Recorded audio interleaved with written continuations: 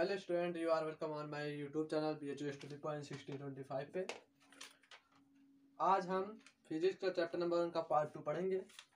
इसमें बहुत ही most important topic clear कर लेंगे, जैसे कि वैद्युत ध्रुवागोण, अच्छी स्थिति में वैद्युत क्षेत्र की तीव्रता, निरक्षी स्थिति में वैद्युत क्षेत्र की तीव्रता, इट्स ठीक। सो बिना देरी किए हुए आज का लेसन चालू करते हैं। ओके, और लाइक जरूर कर देना वीडियो को।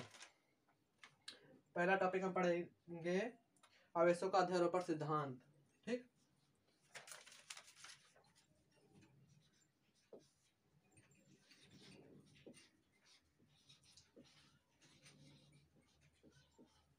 आवेशों का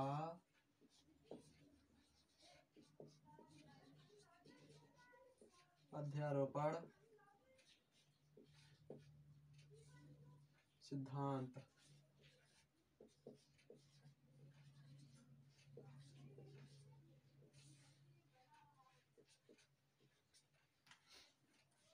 सो हम इसका पहले डायग्राम बना लेते हैं। Okay,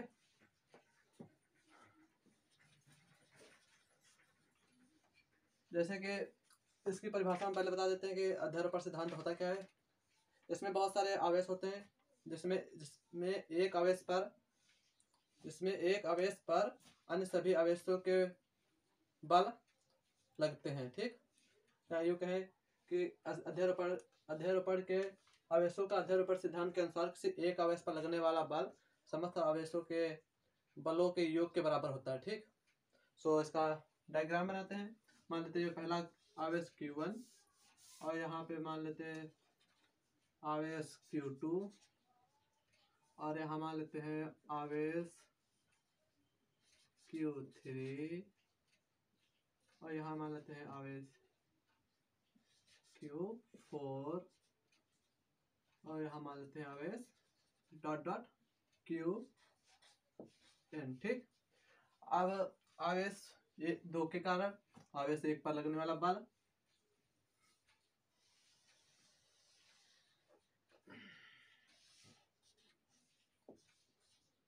F12 vector.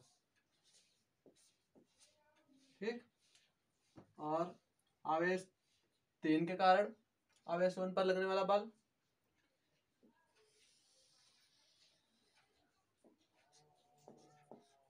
F13 vector. ठीक, आवेश 4 के कारण आवेश 1 पर लगने वाला बल F14 वेक्टर और आवेश n के कारण Q1 पर लगने वाला बल F1n वेक्टर। ओके, और इनकी दूरियां भी जान लेते हैं।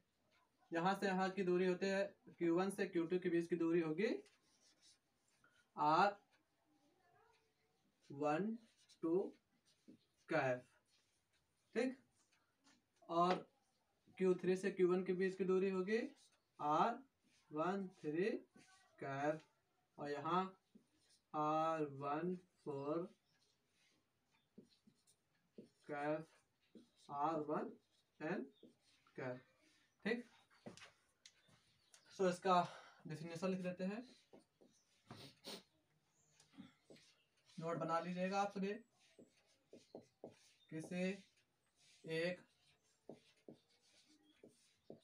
एक आवेश पर लगने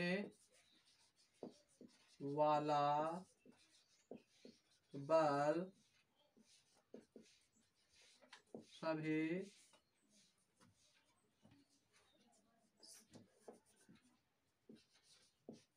शेष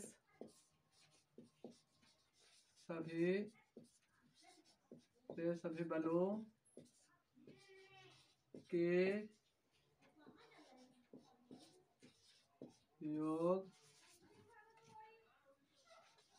के बराबर होता है। ठीक, अब इसका हम लोग डेरिवेशन कर लेते हैं कि आवेश Q1 पर कितना बल लगेगा। ठीक, तो सबसे पहले हम लोग Q2 के कारण Q1 पर लगने वाला बल ज्ञात करेंगे, और किस नियम से? कूलाम के नियम से। ठीक,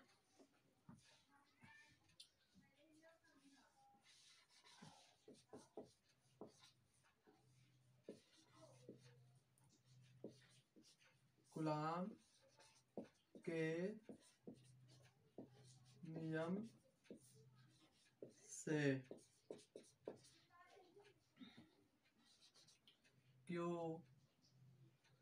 Q2 के आवेश Q2 के कारण आवेश Q1 पर लगने वाला बल, ठीक, F12 vector is equal to 1/4 pi epsilon nought Q1 Q2 upon R square. ठीक, R स्क्वायर करेंगे तो ये वाली दूरी लेंगे हम लोग, R12 का कैफ, या हाँ कैफ, चलो इसका स्क्वायर करते हैं। ठीक, तो इसे हल करेंगे तो निकल आएगा 1/4 पाई एप्सिलॉन नॉट, ठीक, Q1 Q2 अपान R³ और R12 वेक्टर। जब एक कैफ खुलेगा तो यहाँ पे R³ हो जाएगा और यहाँ पे R12 वेक्टर हो जाएगा। ठीक, इसी प्रकार सभी बल निकालेंगे। तो निकालते हैं।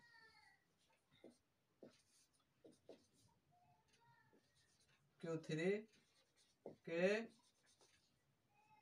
बड़ा लिखते हैं थोड़ा, Q3 के कारण आवेश Q1 पर बल, ठीक,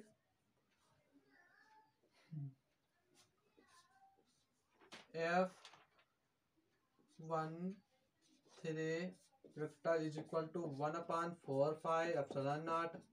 इसी तरह हो जाएगा Q1 Q2 नहीं होगा, यहाँ पे Q3 के कारण लग रहा है ना बल, तो यहाँ Q3 अपान R, इसी तरह यहाँ पे भी होगा, और इसको हम डायरेक्ट लिखते हैं R13 वेक्टर। ठीक, और Q4 के कारण देख लेते हैं बल। Q4 के कारण Q1 पर बल क्या हो जाएगा? हो जाएगा F14 vector is equal to 1/4 pi epsilon nought Q1 Q4 upon R³ R14 vector. ठीक, अब इसी प्रकार Qn के कारण Q1 पर बल, ठीक, F1n vector is equal to 1/4 pi epsilon nought Q1 Qn upon R³ R1n vector. ठीक, अब हम इनका परिणामी बल ज्ञात कर लेते हैं। ठीक, यहाँ लिखते हैं।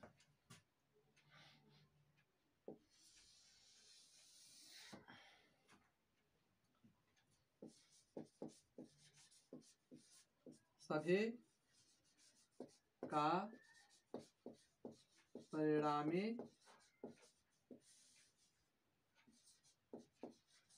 बल, ठीक, F vector is equal to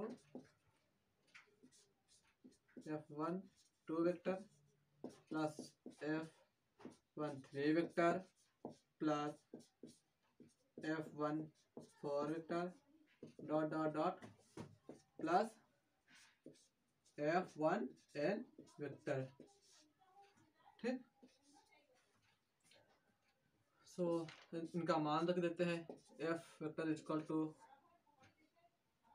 जब यहाँ पे देखिए इसमें भी ये पद कॉमन, इसमें भी ये पद कॉमन, इसमें भी ये पद कॉमन और इसमें भी ये पद कॉमन, तो इस पद को हम लोग बाहर लिख देते हैं। ठीक, तो क्या हो जाएगा 1/4 पाई एप्सिलॉन नॉट ब्रैकेट के अंदर Q1 Q2 upon R cube R1 2 vector plus Q1 Q2 upon R cube R1 3 vector. ठीक, प्लस Q1 Q4 Q3 अपान R क्यूब R1 3 वेक्टर और प्लस Q1 Q4 अपान R क्यूब R1 4 वेक्टर। और इसी तरह ये चलता रहेगा सीरीज, जितने भी बल दिए होंगे इसमें, प्लस Q1 Qn अपान R क्यूब R1n वेक्टर। यही परिणामी बल निकल आएगा।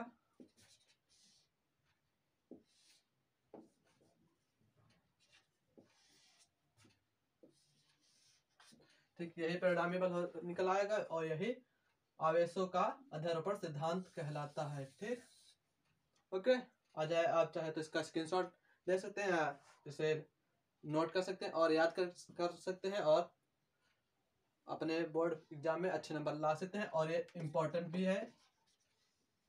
ठीक, सो इसे हम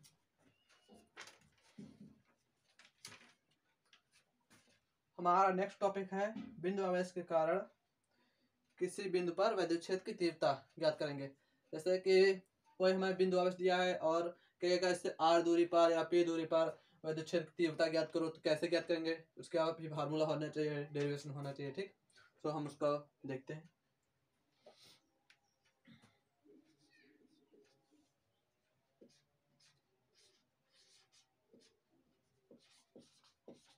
बिंदु आवेश के कारण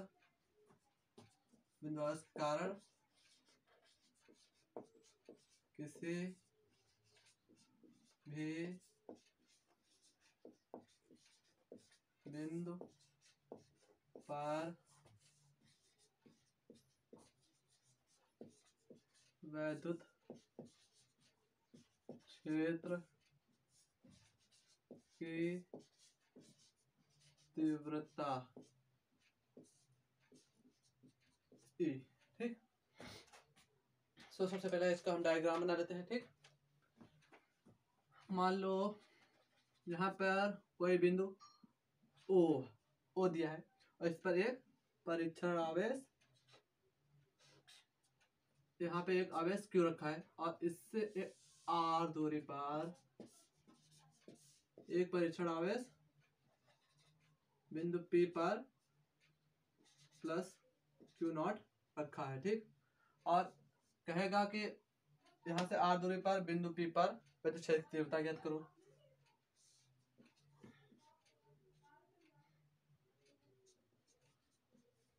ठीक,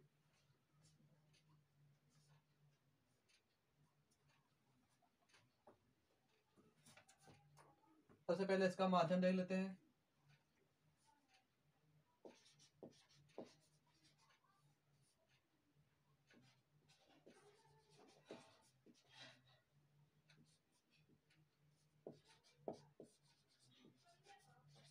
परावर्तित माध्यम के पर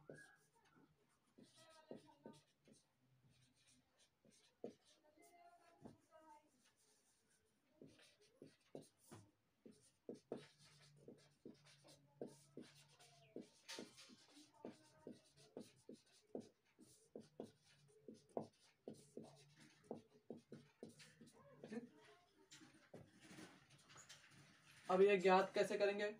अब कूलाम के नियम के अनुसार, ठीक। चलो कूलाम के नियम से लिख देते हैं।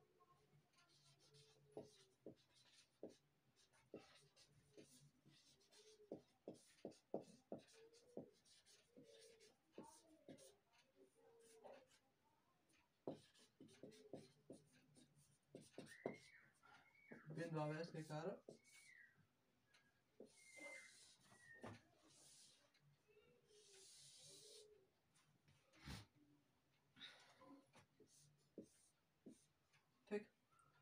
प्लस क्यू आवेश के कारण परीक्षण आवेश के ऊपर विद्युत क्षेत्र की तीव्रता, ठीक, या बल।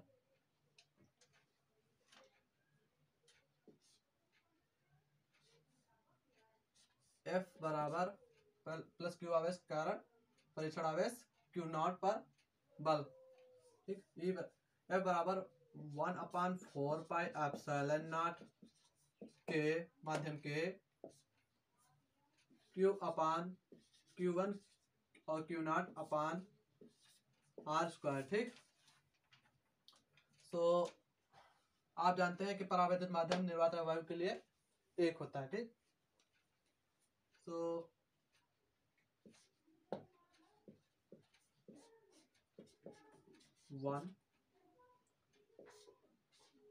F बराबर 1/4 पाई एप्सिलॉन नॉट के का मान 1 हो जाएगा, Q0/R²। आप जानते हैं विद्युत क्षेत्र की तीव्रता जो होती है E बराबर F/Q0 होती है, ठीक। हम लिख देते हैं क्योंकि विद्युत क्षेत्र की तीव्रता E = F/Q0। अब हम F का मान इस F में रख देंगे, ठीक। E बराबर 1/4 पाई एप्सिलॉन नॉट Q0/R², और इसका बटे ये रहेगा तो ये भी Q0 हो जाएगा। इस Q0 से एक Q0 कैंसिल, ठीक। तो हो जाएगा E बराबर 1/4 pi epsilon not Q/R² Newton पर कूलाम। यह इसका विद्युत क्षेत्र की तीव्रता हो जाएगी।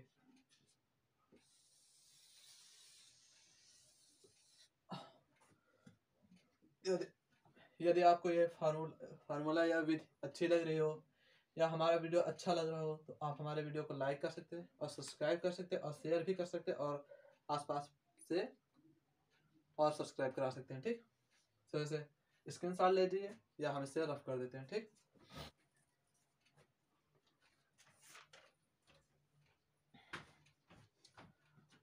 हमारा जो नेक्स्ट टॉपिक है वैद्युत द्विध्रुव।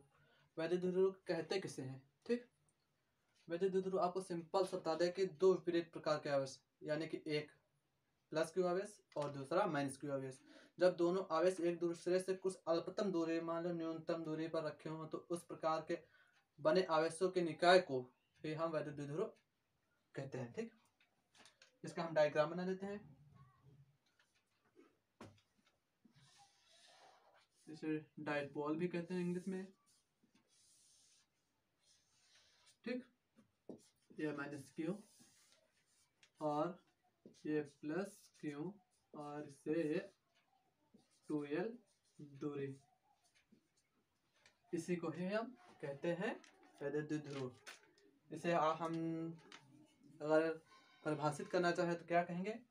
दो विपरीत प्रकार के आवेशों से मिलकर बने आवेश को या बने समूह को ही हम, जब दो विपरीत प्रकार के आवेश एक दूसरे से कुछ अल्पतम दूरी पर रखे हों, तो इस प्रकार बने समूह को ही हम वैद्युत द्विध्रुव कहते हैं, ठीक।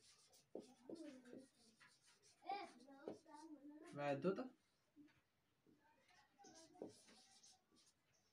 द्विध्रुव ध्रुव। ठीक, लिख लो आप लोग। अब हम लोग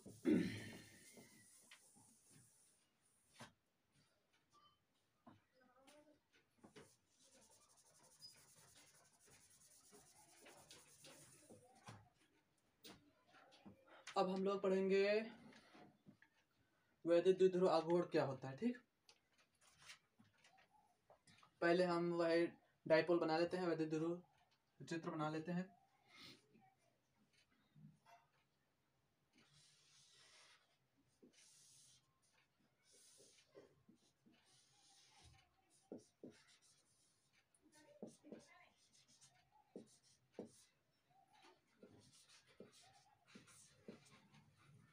अब इससे हम वैद्युत द्विध्रुव की परिभाषा लिखते हैं। द्विध्रुव आघूर्ण, वैद्युत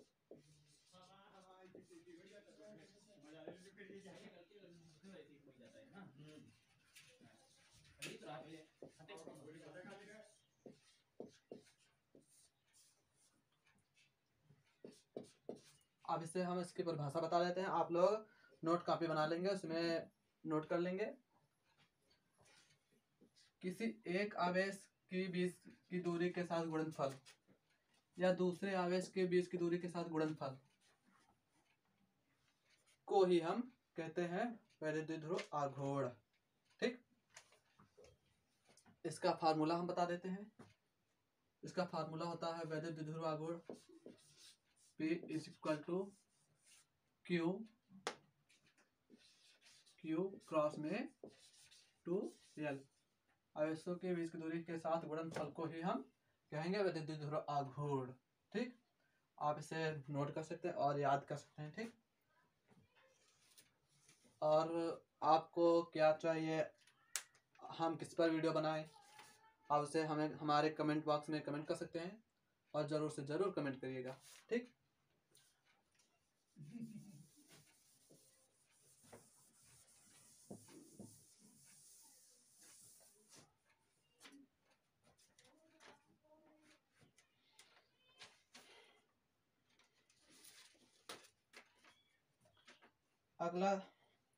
अगला जो टॉपिक है वो वैद्युत द्विध्रुव के कारण अच्छी स्थिति में वैद्युत क्षेत्र की तीव्रता ज्ञात करेंगे। कैसे ज्ञात करेंगे, चलो बताते हैं। सबसे पहले इसका हम डायग्राम बना लेते हैं। ठीक, वैद्युत द्विध्रुव आघूर्ण, सबसे पहले हम लोग एक वैद्युत द्विध्रुव बना लेते हैं। ठीक, ये बन गया। ठीक, और माइनस Q और ये प्लस Q और ये बीच की दूरी 2L और ये बिंदु O, यहाँ से इसकी दूरी L हो जाएगी क्योंकि ये 2L है तो इसकी आधी L, और यहाँ से L हो जाएगी। ठीक, अब कहेगा कि यहाँ से बिंदु इसके केंद्र O से, ये जो केंद्र O है इससे स्मॉल r दूरी पर एक बिंदु P है।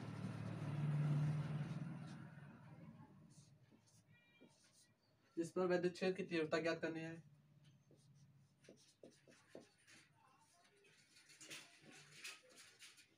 ठीक,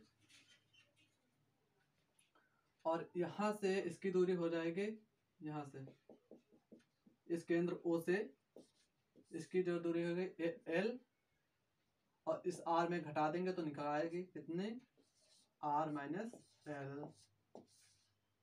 ठीक, और माइनस Q से बिंदु P तक की जो दूरी होगी इस L को इसमें जोड़ देंगे R में तो निकल आएगी, क्या निकलेगी,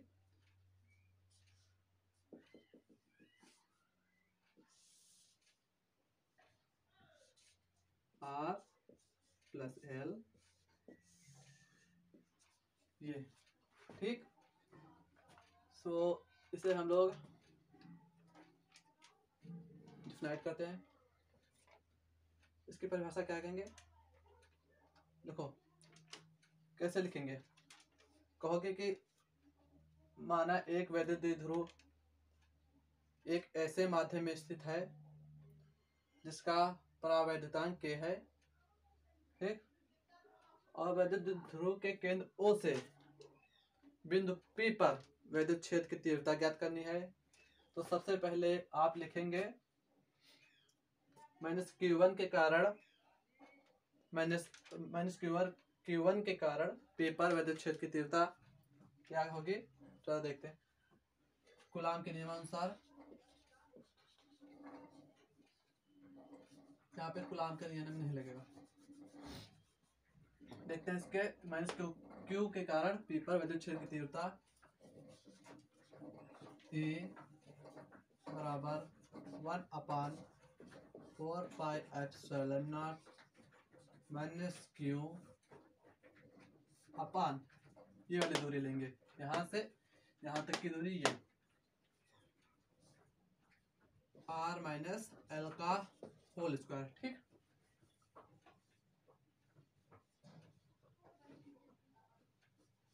E1 माइनस क्यू के कारण, अब यहाँ क्या लिखेंगे, प्लस क्यू आवेश के कारण पे पर वैद्युत क्षेत्र की तीव्रता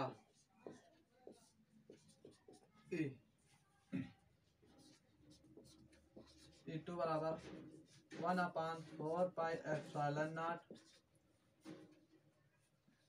क्यू अपान r माइनस एल का होल स्क्वायर। इसके कारण इस पर विद्युत क्षेत्र की तीव्रता, तो इसकी जो दूरी होगी ये वाली ली जाएगी, यहाँ से यहाँ मतलब कि इस बिंदु से यहाँ तक की जो दूरी होगी r माइनस एल हो जाएगी, ठीक।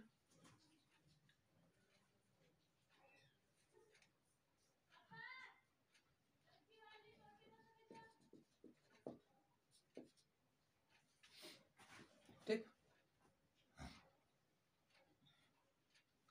तो इसका परिणामी निकालेंगे। परिणामी वैद्युत क्षेत्र की तीव्रता E is equal to E1 plus E2, ठीक। तो E1 E2 का मान इसमें रख देंगे हम लोग, क्या हो रहेगा,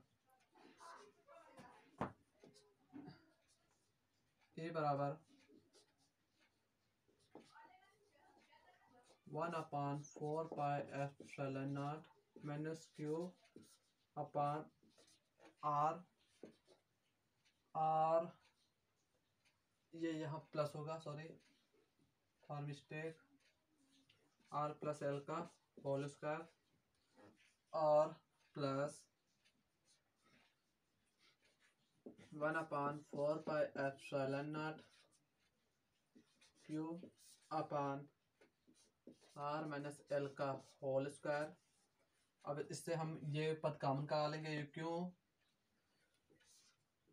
E बराबर क्यू अपान 4πε0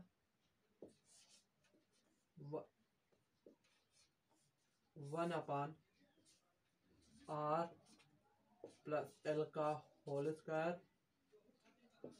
प्लस, पहले इस वाले पद को लिखेंगे क्योंकि ये माइनस है तो यहाँ पे हम माइनस कर देंगे, ठीक। 1/r सो यहाँ पे चेंजमेंट होगा, ठीक, प्लस एल का होल स्क्वायर, ओके। तो इसके आगे जो होगा पद ए बराबर क्यू अपान 4πε0 के का मान 1 होता तो उसको लिखने की जो कोई जरूरत नहीं, तो इसको हल करते हैं। आर प्लस एल का whole square minus R minus L का होल स्क्वायर, और इसका एलसीएम लेंगे। आर माइनस एल का होल स्क्वायर और आर प्लस एल का होल स्क्वायर। ठीक,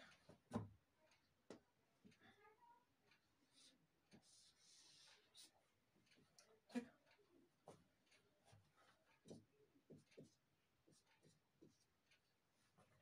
और इसके आगे वाला जो पद होगा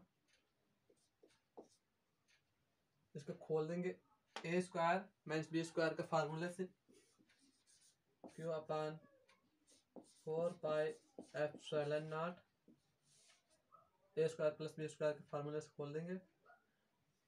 तो क्या हो जाएगा, are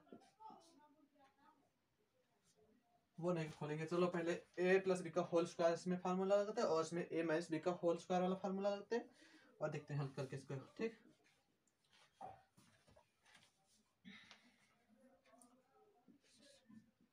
are square plus L का L square plus 2 R L.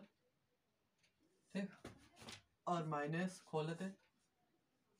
Are square ये यहाँ प्लस होता तो ये माइनस हो जाएगा, एल स्क्वायर यहाँ और यहाँ पे माइनस होता तो ये प्लस हो जाएगा। 2 आर एल का ये हो जाएगा, और यहाँ पे जो एलसीएम होगा हम इसका सिंपली से अंदर गुणा करा देंगे तो ये हो जाएगा R square minus L square का होल स्क्वायर। ओके,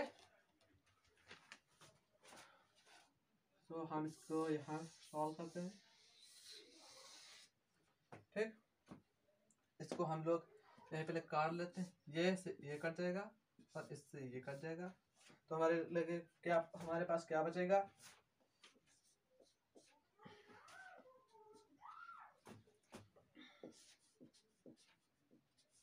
ए बराबर Q upon 4 pi epsilon nought, और यहाँ हो जाएगा 4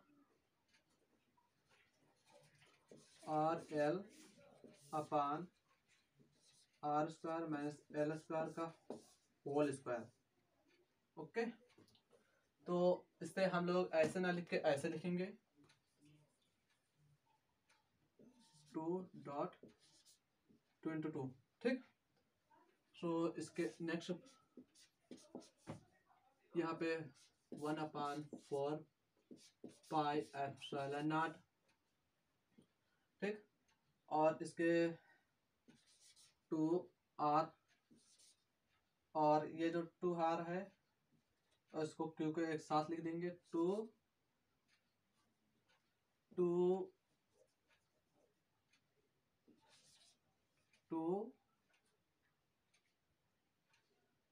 क्यू एल 2 क्यू एल, और ये आर यहाँ पे लिखेंगे। ठीक, और ये R square minus L square का होल स्क्वायर, जो कि क्या हमने बताया था, वैद्य द्विध्रुव आघूर्ण P बराबर क्यू क्रॉस में 2l, क्यू क्रॉस में 2l। ठीक, तो इसे हम लोग ऐसे लिखेंगे 2l, जिससे आपको समझने में आसानी हो। ठीक, P बराबर 2l डॉट क्यू। ठीक, यह वैद्युत द्विध्रुव आघूर्ण होता है, तो इसको हम यहीं पर इसके यहाँ पे रख देंगे। ठीक, ए बराबर 1/4 पाई एप्सिलॉन नॉट और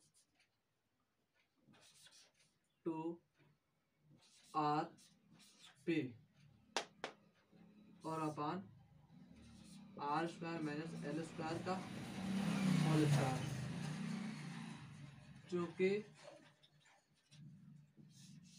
एल स्क्वायर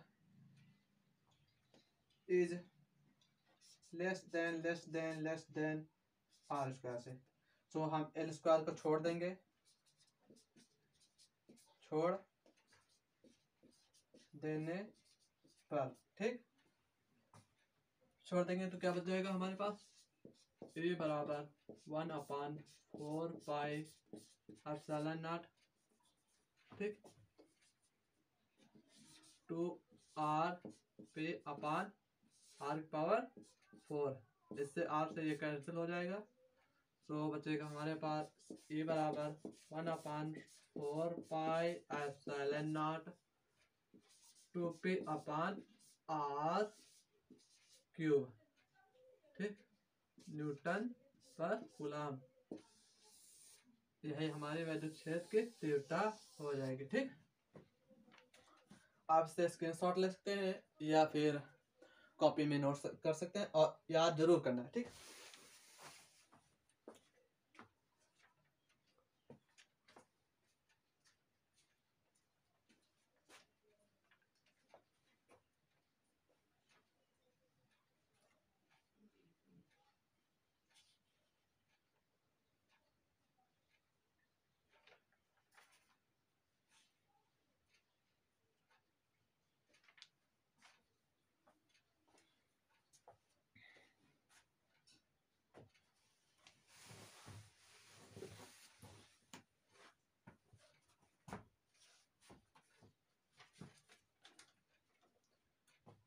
हमारा जो अगला नेक्स्ट टॉपिक है, वैद्युत द्विध्रुव के कारण निरक्षीय स्थिति में वैद्युत क्षेत्र की तीव्रता ज्ञात करना, ठीक। नंबर 6,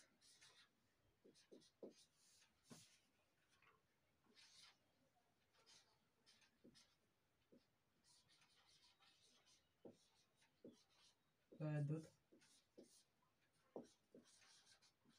द्विध्रुव के कारण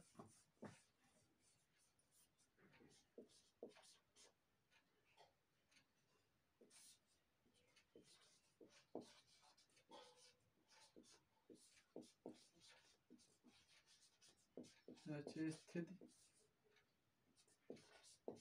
में वैद्युत क्षेत्र की तीव्रता E ज्ञात करना, ठीक। इसका सबसे पहले हम लोग डायग्राम बना लेते हैं।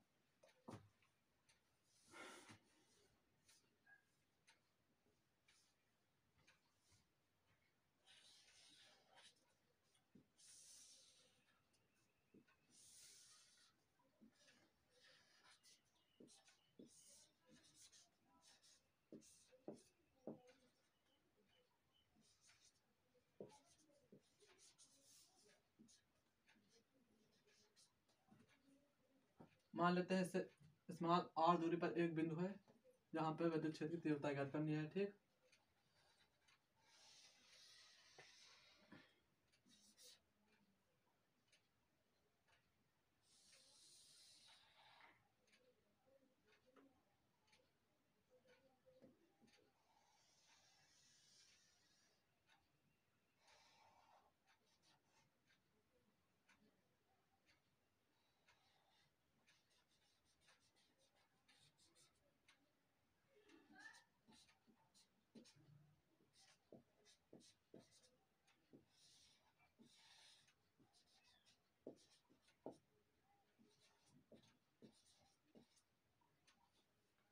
ठीक,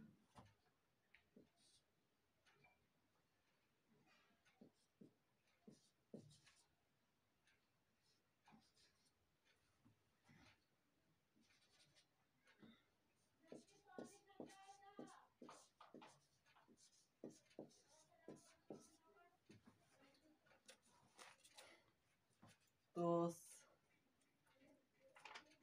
यहाँ पे इसके परिभाषित करते हैं। कैसे कहोगे, माना एक विद्युत ध्रुव एक ऐसे माध्यम में स्थित है जिसका परावैद्युतांक K है, ठीक, और जिससे निरक्षीय स्थिति में स्मॉल r दूरी पर एक बिंदु P है,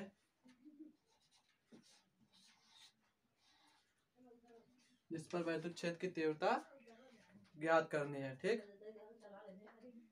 ठीक, तो इसे देखते हैं। सबसे पहले हम लोग ये वाली दूरी निकालेंगे, यहाँ से यहाँ तक की दूरी क्या होगी। और पाइथागोरस के प्रमेय से क्या होता है, पाइथागोरस का प्रमेय, कर्ण स्क्वायर बराबर लंब स्क्वायर प्लस आधार स्क्वायर। ठीक,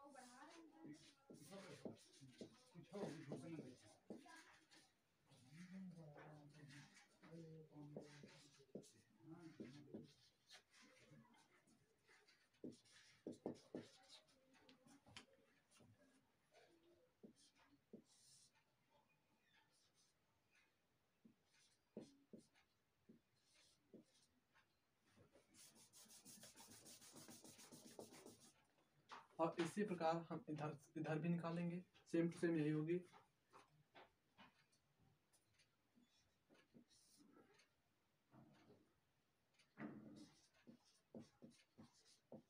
ठीक, अब लिखेंगे माइनस क्यू आवेश के माइनस क्यू आवेश के कारण माइनस क्यू आवेश के कारण बिंदु P पर वैद्युत क्षेत्र की तीव्रता E। ठीक, E1 बराबर 1/4πε0 के ठीक Q, यहाँ पे Q ये हो जाएगा माइनस Q अपन R स्क्वायर, यहाँ से यहाँ तक की दूरी जो ये हो जाएगी। R स्क्वायर करेंगे तो यहाँ से अंडर रूट खत्म हो जाएगा। ठीक, तो सिंपली सा बच जाएगा L square plus R square. ठीक, E1 और प्लस Q आवेश के प्लस Q आवेश के कारण P पर वैद्युत क्षेत्र की तीव्रता E2। ठीक, क्या हो जाएगी, E2 बराबर 1/4πε0 के प्लस Q अपान R स्क्वायर कहेंगे, फिर से उसका अंडर रूट हट जाएगा तो R square plus L square. ठीक, तो इसका जो परिणामी विद्युत क्षेत्र की तीव्रता होती है वो देखेंगे, निकालेंगे। A बराबर A1 cos theta plus A2 cos theta. ठीक, जैसे हम cos थीटा बाहर कर देंगे, कॉमन लेंगे, तो A1 plus A2 cos theta. ठीक, इसमें E1 E2 का मान रख देते हैं। चलो पहले cos थीटा का वैल्यू निकाल देते हैं। cos थीटा का आप जानते हैं कि आधार बटे कर्ण होता है। ठीक, तो आधार में L है और जो कर्ण है वो ये है, तो L upon under root L square plus R square. ठीक, cos थीटा बराबर, ठीक, तो A बराबर वैल्यू, इसमें ये दोनों पद कॉमन कर लेंगे बाहर, पहले ही 1/4πε0 पहले ये रखेंगे नीचे वाला, चलो पहले यही रख देते हैं, ठीक। Minus Q upon R square plus L square और प्लस ये Q upon R square plus L square, ठीक। और कॉस थीटा की वैल्यू रख देते हैं हम लोग, ये जो कि आई है L upon under root L square plus R square, ठीक। इसमें हम अब एस क्यों कॉमन ले लेंगे बाहर, क्या बचेगा ए बराबर, ठीक, ए बराबर यहाँ पे प्लस ना होके यहाँ पे माइनस होगा, ठीक, माइनस, ठीक। तो ये माइनस होकर प्लस हो जाएगा, तो 1/4 एप्सिलॉन नॉट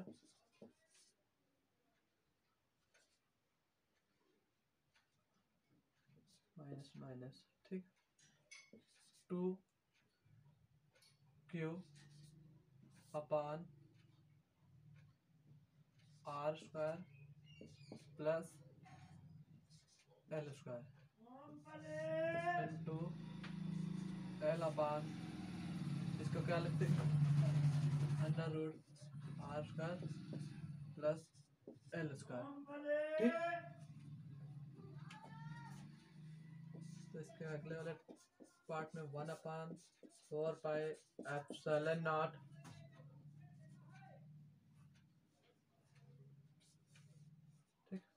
इसके अंदर गुणा करा देंगे, तो क्या होगा 2ql upon R square plus L square, यहाँ पे घात 1 और इसकी क्या घात हो जाएगी R square plus L square की पावर 1/2, ठीक।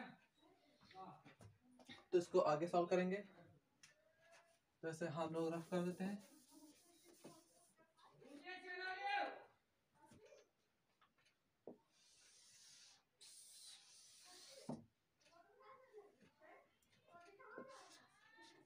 ये बराबर 1/4 एप्सिलॉन नॉट, इसका वैल्यू यदि दूसरा गुण क्यूब क्रॉस में 2l, तो ये हो जाएगा p अपान में इसके हो जाएंगे, आप जानते हैं 1 + 1/2 इक्वल टू 3/2, ये आप दोनों आपस में गुणे में हैं, तो ये इनकी जो घातें हैं जुड़ जाएंगे, ठीक,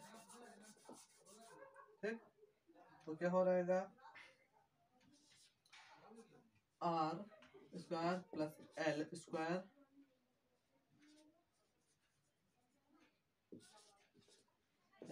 घात 3/2, ठीक। आप जानते हैं कि एल स्क्वायर जो है वो आर स्क्वायर की अपेक्षा बहुत ही छोटा है, इतना छोटा है कि उसे गिना नहीं जा सकता है, ठीक। तो हम आर एल स्क्वायर को छोड़ देंगे, तो लिखेंगे एल को छोड़ने पर ए बराबर 1/4 p upon R square into 3/2, इसे ये 2 कैंसिल, तो आ जाएगा ए बराबर 1/4 epsilon nought p upon R cube newton per coulomb. हमारा यही हो जाएगा निरक्षीय स्थिति में वैद्युत क्षेत्र की तीव्रता = 1/4 epsilon nought p upon R cube. यदि आपको हमारा ये वीडियो अच्छा लगे तो आप हमें हमारे इस वीडियो को प्लीज़ लाइक करिए और प्लीज़ हमारे चैनल को सब्सक्राइब करिए। Thank you for watching my video.